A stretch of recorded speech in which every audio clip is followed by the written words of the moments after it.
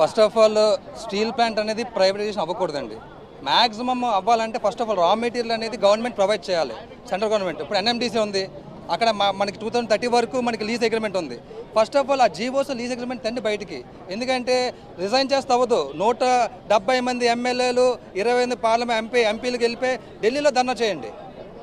జనాలు మామూలు మిమ్మల్ని నమ్ముతున్నారు అంటే ట్రాన్స్పరెన్సీ పోతుంది.